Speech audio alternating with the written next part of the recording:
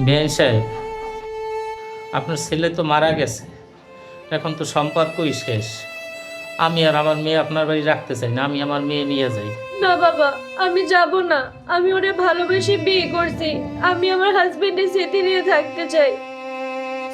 বিআই সাহেব, আমি তো বাড়িতে ছেলের বউ আনি নাই, মেয়ে আনছি। আমার মেয়ে আমার বাড়িতেই থাকবো, আপনার বাড়িতে যাইবো না। আজ থেকে এই মেয়ের ভালো মন্দ আমিই দেখবো।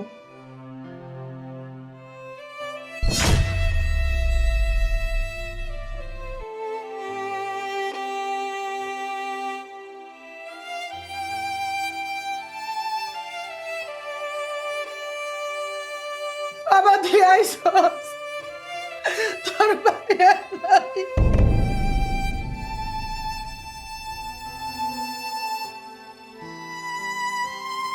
ভাই ভাই ভাই কথা বল ভাই। ভাই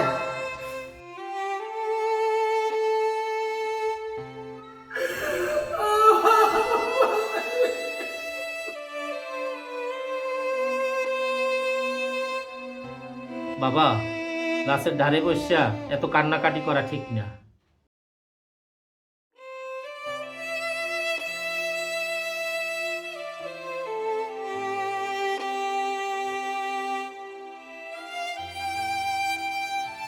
ভাই বোন ভাই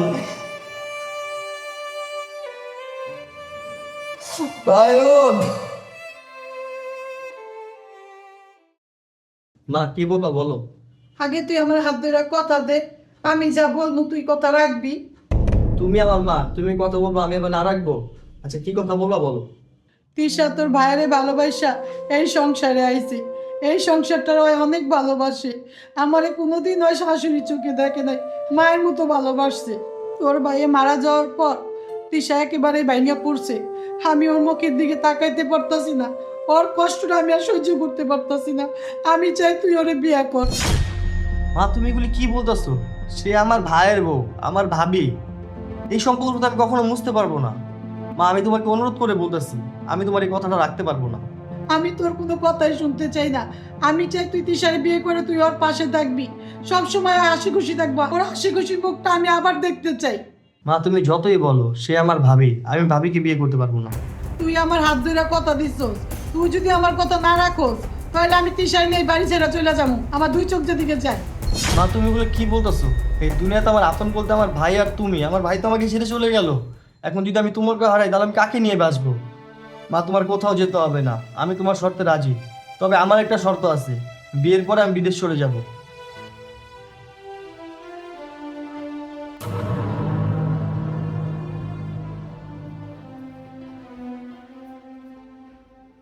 আমি জানি আপনি আমাকে কোনোদিন মাফ করবেন না। আমার জন্য আপনার এত বড় একটা সিচুয়েশন ফেস করতে হইতেছে। আর আমি এটাও জানি আপনি আমাকে কোনোদিন বউ হিসাবে মেনে নেবেন না। না মানাটাই স্বাভাবিক।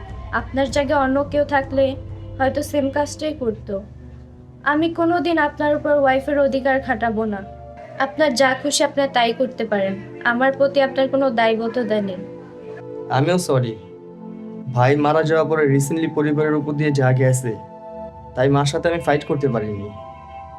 আমিও একটা মেয়েকে ভালোবাসি, ওর নাম পারুল। ও আমাকে অনেক ভালোবাসে। আমি একটা মেয়েকে ভালোবাসা সত্ত্বেও ওকে না জানিয়ে আরেকটা বিয়ে করছি। আমি ওকে ছাড়া বাঁচবো না। এখন আমার কি করা উচিত আমি কিছুই বুঝতে পারতেছি না।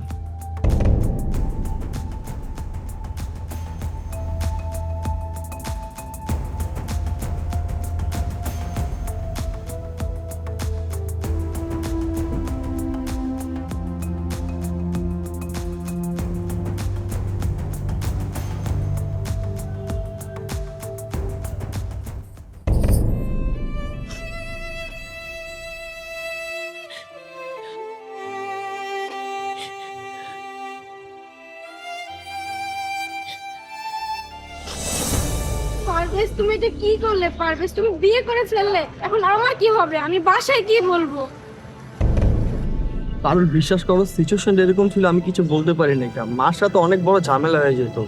আর আমি যাকে বিয়ে করছি উনিও আমার সাথে থাকতে চায় না, আমিও ওনার সাথে থাকতে চাই না। আমাদের বিষয়টা পুরোই কম্প্রোমাইজ। এগুলো কিছুই থাকবে না পারুল, দিন শেষে তুমি আর আমি থাকবো। প্লিজ তুমি একটু বোঝার চেষ্টা করো। কিন্তু পারভেজ, তোমার সাথে তো একটা গার্লফ্রেন্ড থাকতো, তাও আমি মেনে নিতাম। তুমি বিয়ে করছো, একটা বড় তুমি আমার কথা ভাবো নাই। আমি বুঝতে পারতেছি পারুল, আমি তোমার সাথে অন্যায় করছি, কিন্তু সত্যি কথা বিশ্বাস করো, আমি তোমাকে মন থেকে ভালোবাসি। এখন থেকে না, যখন থেকে আমি তোমাকে ভালোবাসি তখন থেকেই মন থেকে ভালোবাসি। আমার জীবনে শুধু তুমিই থাকবা।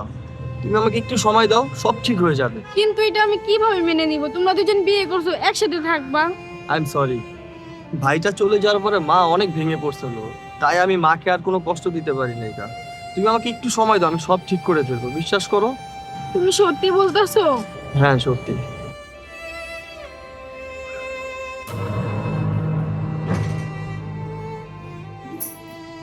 ও আপনি আসছেন? মা আপনার জন্য ওয়েট করতে করতে ঘুমিয়ে পড়েছে। আপনাকে কলও দিছিল কিন্তু আপনি ধরেননি। আমি আপনার জন্য ডিনার রেডি করে রাখছি, আপনি আসবেন বলে আমিও খাইনি। আমি খাবো না, আমি খেয়ে আসছি। কিন্তু আপনি তো সকালে এই ড্রেস পরে যান নাই, হঠাৎ ড্রেস চেঞ্জ? আমার ড্রেস কেন চেঞ্জ সেটাও এখন আপনাকে বলতে হবে?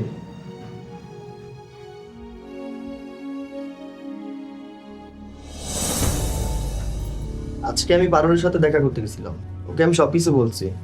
জি। আর ওকে আমি এটাও বলছি, পরিস্থিতি ঠিক হওয়ার পরে আমাদের এই সম্পর্কটা শেষ করে আমি ওকে বিয়ে করব। শোনার পর অনেক কান্নাকাটি করছে, একটু বুঝাইতে হইছে। আসলে অনেক দিনের রিলেশন তো, আমি ওকে অনেক ভালোবাসি, ও আমাকে অনেক ভালোবাসে। জি। কিন্তু আমি আপনার জীবনে ভালো মানুষটা না হতে পারলেও খারাপ মানুষটা হতে চাই না। আমি চাই না সেলফিশের মতো নিজেরটা নিজে সবকিছু গুছিয়ে আপনাকে ডিভোর্স দিয়ে নিজের মতো করে চলে যাই। ভাইয়ের মুখে শুনছিলাম আপনি নাকি চাকরি করতে চেয়েছিলেন। জি। শুরু করছেন না কেন? শুরু করে দেন। এখানে আপনি আপনার মতো এক্সপিরিয়েন্স গ্যাদার করতে থাকেন, পরে একটা চাকরির অ্যাপ্লাই করলেন। আমারও কম বেশ পরিচিত আছে, দেখা যায় আমি রেফার করলে চাকরিটা হয়েও যেতে পারে। দেন আপনি চাকরি করে এখানে সেট হয়ে গেলে তখন আমার ডিভোর্সের কাজটা কমপ্লিট করতে পারবো। জি, আমিও ভাবতেছি আমার কিছু একটা করা দরকার। ঠিক আছে, করব।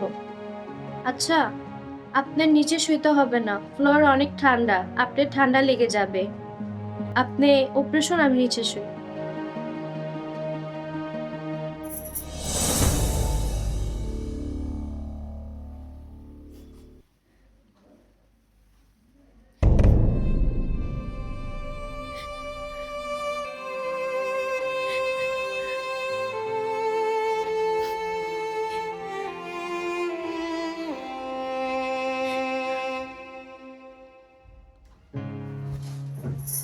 আপনি বের হচ্ছেন? সরি, আমার ঘুম থেকে উঠতে লেট হয়ে গেছে। আপনি 2টা মিনিট বসেন, আমি এখনই নাস্তা দিচ্ছি। নো প্রবলেম, আমার একটু বের হতে হবে। আপনি 2টা মিনিট বসে, আমি এখনই নাস্তা নিয়ে আসতেছি। আমার একটু কাজ আছে, এখনই বের হতে হবে। 2 মিনিট। আর আপনি বুঝতেছেন না কেন? আমার ক্ষুধা লাগলে তো আমি নিজেই খেতাম, এতবার বলার তো কিছু নেই। আপনি আপনার কাজ করেন।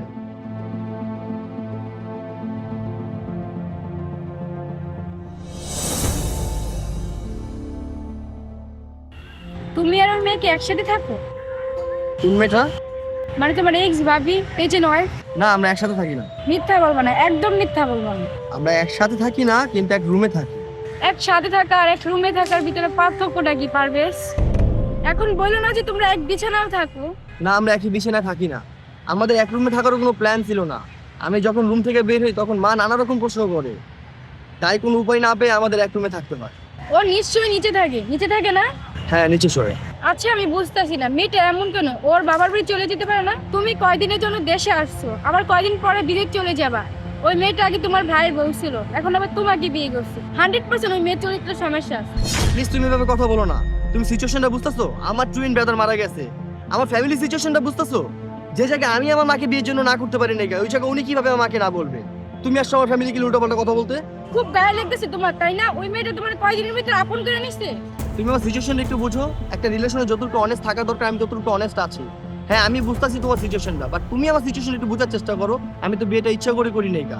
হ্যাঁ মানলাম, আমাদের একই বাড়িতে একই ছাদের নিচে একই রুমে থাকতে হয়, কিন্তু কি করার বলো? বাট তোমার জন্য তোমার পিঠ পিছে আমি যতটুকু ট্রাস্ট রাখার চেষ্টা করতেছি, যতটুকু তোমাকে এফোর্ট দিচ্ছি, তুমি ঠিক ততটুকু সম্মান আমাকে দিচ্ছ না। তুমি উল্টো আমার ফ্যামিলিকে উল্টাপাল্টা কথা বলতেছো। তুমি আমার পরিস্থিতিটা বুঝতেছো? আমার বাবা আমার মার সাথে চিট করছে, এই সেম জিনিসটা এখন আমার সাথে হচ্ছে। না, সেই জিনিসটা তোমার সাথে হচ্ছে না। তোমার বাবা তোমার মাকে না জানিয়ে বিয়ে করছে। হ্যাঁ মানি, আমি তোমাকে না জানিয়ে বিয়ে করছি, বাট আমি এসে সব বলছি তো তোমাকে। আমি তো তোমার সাথে কোনো কিছু লুকাই নেই কা। এমন করে যে তুমি আরেকজনের মুখে শুনছো।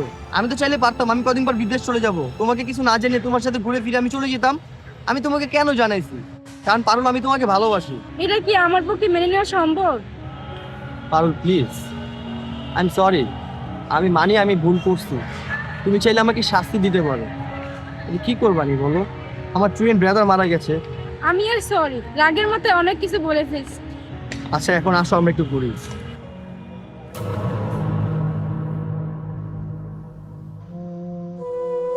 এই যে শুনছেন, এই যে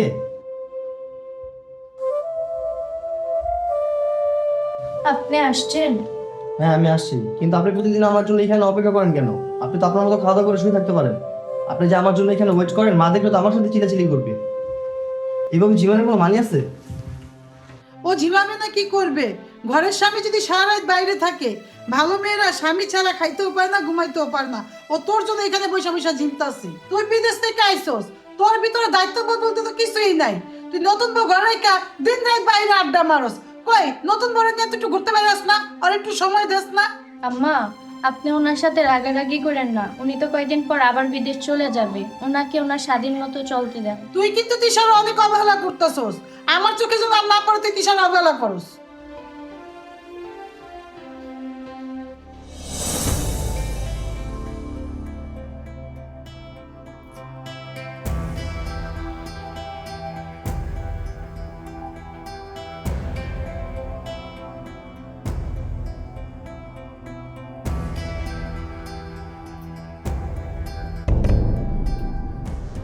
এই যে আপনি কি শুয়ে পড়ছেন? জি না। আমি কি আপনার সাথে একটু কথা বলতে পারি?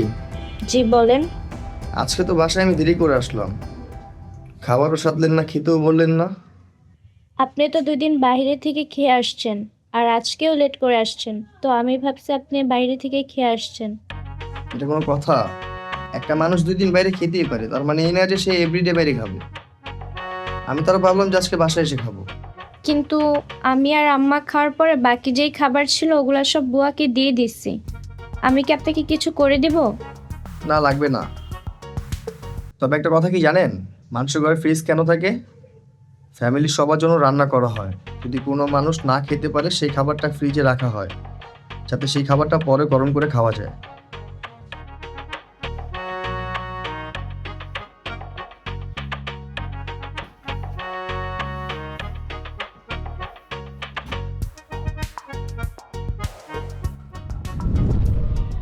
এটা কোনো কথা? মানলাম যে আমাদের মধ্যে তেমন বন্ডিং নেই, কিন্তু লিগেলি আমার ওয়াইফ তো, আমার জন্য একটু খাবার তো রাখতে পারতো। আল্লাহ জানে আমার ভাই খেয়ে থাকতো না না খেয়ে থাকতো। আপনার ভাই কখনো বাসায় লেট করে আসতো না। সে বাসায় আসার আগে আমাকে কল দিয়ে বলতো সে কি খাবে। সরি, আপনি তাড়াচ্ছেন কেন? বসেন।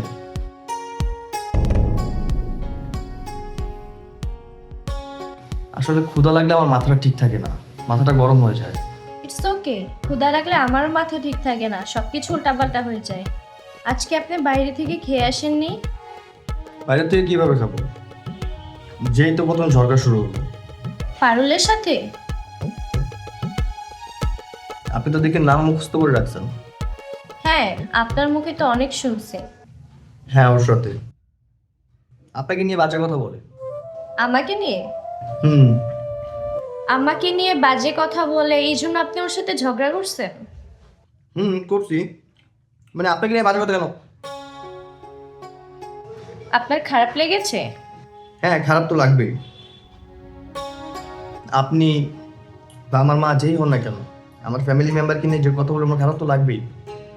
আপনার গার্লফ্রেন্ডের সাথে আপনার ঝগড়া করাটা ঠিক হয়নি। ও শুধু শুধু সন্দেহ করে। সন্দেহ করাটা তো স্বাভাবিক।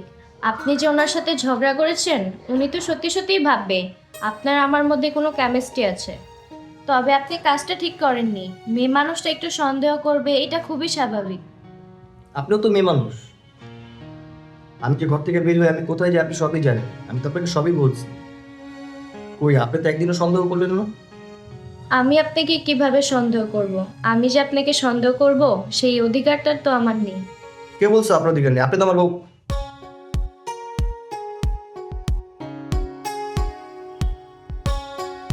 মানুষের প্রতি মানুষের অধিকার থাকে, আমিও তো একটা মানুষ। Thank you best dinner ever noodles.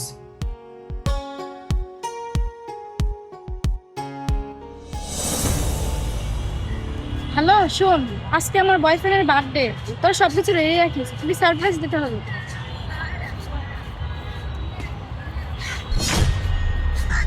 Sohan, তুমি? হ্যাঁ আমি। এ নাও, এটা তোমার জন্য। সোহাগ, আজকে তোমার বার্থডে, আমি তোমাকে সারপ্রাইজ দিই, উল্টো তুমি আমাকে সারপ্রাইজ দিয়ে দিলা। আরে সমস্যা নাই, তুমি যে আমার জন্য সারপ্রাইজ প্ল্যান করছো আমি এতে অনেক খুশি। আমার বার্থডে তো আবার আসবে, তখন তুমি আমাকে সারপ্রাইজ দিও। তবে একটা সমস্যা আছে। সমস্যা? কি সমস্যা? এই যে তোমার আমার রিলেশন এতদিন হয়ে গেল, কাউকে জানানো হয়নি। অ্যাটলিস্ট বন্ধু বান্ধবদের তো জানাতে পারি। না, কাউকে জানানো লাগবে না। তুমি জানো না, মানুষের নজর অনেক খারাপ। আমার বাবা মার একটা ভালো সম্পর্ক ছিল, মানুষের কুনজরের কারণে সম্পর্কটা ভেঙে গেছে। তোর বাবা মার সম্পর্ক কি কুনজরের কারণে ভাঙছিল না তোর বাবা তোর মার সাথে চিট করছিল? পারভেজ, তুমি? হ্যাঁ আমি যেটা বলছি সেটার উত্তর দে। দাঁড়াও, এই তুই কে? আমার গার্লফ্রেন্ডের সাথে মিসবিহেভ করতেছিস? একটা মেয়ের সাথে কিভাবে কথা বলে জানিস না? যা এখান থেকে। পারভেজ প্লিজ, ওকে তুমি কিছু বললো না, ওর কোনো দোষ নাই। তুই চুপ। আমি যখন ডুবতেছিলাম তখন আমার বাঁচানোর জন্য কেউ ছিল না। আল্লাহর কাছে শুকরিয়া আদায় কর, তুই যখন ডুবতেছিলি তোরে বাঁচানোর জন্য আমি আসছি। যেটা বলি সেটা শোন, যা এখান থেকে, যা এখান থেকে। ওর কোনো দোষ নেই, ওর গায়ে আমি হাত তুলছি সেটার জন্য অনেক কষ্ট লাগতেছে, তাই না? আর আমি যে ব্যথাটা পাইছি সেটার জন্য কোনো কষ্ট লাগতেছে না। ওর যদি কোনো দোষ না থাকে তাহলে দোষটা কার? দোষটা আমার নাকি তোর দোষ? দোষটা কারো না, দোষটা আমাদের সিচুয়েশনের। তুমি আমার জায়গায় একবার দাঁড়িয়ে দেখো, তুমি একটা মেয়েকে 5 বছর ধরে ভালোবাসো, এখন মেয়েটা দেশে আসতে তুমি মেয়েটাকে বিয়ে করবা। মেয়েটা দেশে আসছে ঠিকই, কিন্তু তোমাকে বিয়ে করে নেই, অন্য কাউকে বিয়ে করছে। এখন তুমি বলো, তুমি কি এটা মেনে নিতে পারবা? কিন্তু আমার মেনে নিতে হয়েছে। আর আজকে তুমি আমার সাথে একটা ছেলেকে দেখছো, তুমি এটা সইতে পারো না, তুমি ছেলের গায়ে হাত তুলে ফেললা। এখন আমি কি করব? আমি কার গায়ে হাত তুলবো? দেখো, বলাটা অনেক সহজ, সয়ে যাওয়াটা অনেক কঠিন। কিন্তু আমি যখন তোমাকে সত্য কথা বলছিলাম তখন আমি তোমাকে অপশন দিছিলাম, তুমি চাইলে চলে যেতে পারো। তুমি তখন না গিয়ে এখন আমার সাথে চিট করলা কেন? শুনো, এখন যদি তোমার বউকে তুমি ডিভোর্স দাও, আমার কাছে চলে আসো, আমি তোমাকে বিয়ে করবো না, কারণ তোমার প্রতি আমার বিশ্বাসটা হারিয়ে গেছে। আজকের পর থেকে আমার সাথে আর যোগাযোগ করার চেষ্টা করো, ইটস ওভার।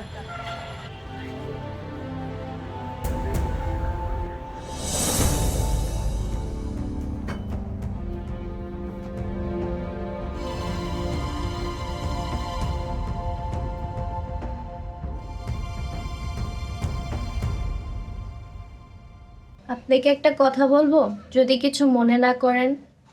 মনে হচ্ছে আপনি ড্রিঙ্কস করে এসেছেন। এক তো আপনি রাতে বাসে লেট করে ফিরেন, তার মধ্যে আপনি ড্রিঙ্কস করে এসেছেন। এইভাবে চলতে থাকলে তো আপনার শরীর আরো খারাপ হয়ে যাবে। ঠিক আছে, আপনি পারুলের সাথে দেখা করতে পারুলের নাম একদম আপনার মুখে নেবেন না। আপনার মতো একটা মানুষের লাইফ ঠিক করতে গিয়ে আমার মা আমাকে ফাঁসাইছে, আপনাকে আমার বিয়ে করতে হয়েছে। এই জন্য পারুল আমাকে ছেড়ে অন্য একটা ছেলের সাথে চলে গেছে, শুধুমাত্র আপনার জন্য। আপনি পারুলের নাম কখনো মুখে নেবেন না। আপনি আমাকে এতগুলো কথা শুনাইছেন, এখানে আমার কি দোষ? এক তো আপনার ফ্যামিলি আপনার সাথে আমাকে জোর করে বিয়ে দিয়েছে, আমি তো একবারও বলি নাই আমি আপনার সাথে বিয়ে বসবো। আমি তো আপনার ভাইকে ভালোবেসে বিয়ে করছিলাম, কিন্তু আপনার ভাই তো আমাকে রেখে চলে গেছে। আর তার উপর দিয়ে আপনার ভাই আর আপনি দেখতে একই রকম, এখানে আমার কি দোষ? আমি কি কাউকে কিছু বলেছি? আপনাকে কিছু করেছি? আপনি যেভাবে আমাকে থাকতে বলছেন আমি সেইভাবেই থাকছি, তারপর আমার দোষ? আপনার ভাইকে ভালোবেসে বিয়ে করছিলাম, তার সাথে তো সংসার করতে পারলাম না। চিন্তা করছি আপনার সাথে বিয়ে বসে নতুন করে সংসার শুরু করব। এখানেও সমস্যা, এটাও আমার দোষ। ঠিক আছে, আমার সাথে আপনি সংসার করতে হবে না, আমি আমার বাবার বাসায় চলে যাব, আর ওইখানে যে আপনাকে ডিভোর্স লেটার পাঠিয়ে দিব। এই শুনেন, প্লিজ রাগ করেন না। আসলে আমি এরকম ভাবে কথাটা বলতে চাই না। আমি ড্রিঙ্কস করছি তো, তার জন্য আমি তো রুটলি কথা বলছি। প্লিজ আপনি কান্না করেন না, আমি কখন আর আপনার সাথে এরকম ব্যবহার করবো না, প্লিজ।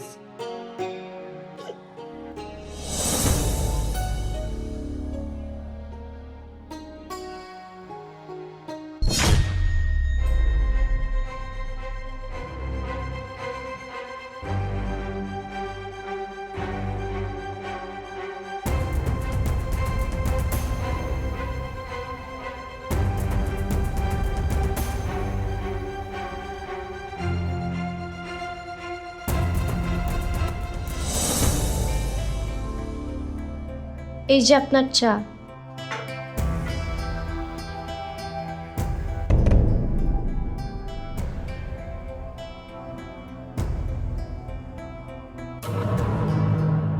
আপনি আসতে আরো দেরি করলেন, মা তো আপনাকে খুঁজতে উপরে গেল। আমি তো বিদেশ চলে যাচ্ছি, আপনার কিছু বলার আছে? বলার থাকলে বলতে পারেন। সরি, আমার কিছু বলার নেই। আমার জন্য আর আপনার প্রিয় মানুষটাকে সারা জীবনের জন্য হারাইলেন। ইটস ওকে, এখানে তো আপনার কোনো দোষ নেই। এই নেন, এটা কি? এটা আমাদের ডিভোর্স লেটার। আমি সই করে দিচ্ছি, আপনি সই করে দিলে আমাদের ডিভোর্স হয়ে যাবে। এখন আপনি কিছু বলতে চাইলে বলতে পারেন, আমি তো বিদেশ চলেই যাচ্ছি। Thank you Parvez. আপনার সাথে আমার এই মুহূর্তগুলো সারা জীবন মনে থাকবে, আর আপনি একজন আমার হৃদয়ের বন্ধু হয়ে থাকবে। পারবেশ, শোন বাবা, তুই তো বিদেশ গেলে আমার কথা তোর মনেই থাকে না, কোনো ফোনও দেস না। এখন থেকে বৌমারে প্রতিদিন ফোন দিবি, আর সাবধানে যাবি বাবা। আচ্ছা ঠিক আছে মা, তুমি তোমার শরীর দিয়ে খেয়াল রাখো। আচ্ছা বাবা। এসে আমি গেলাম।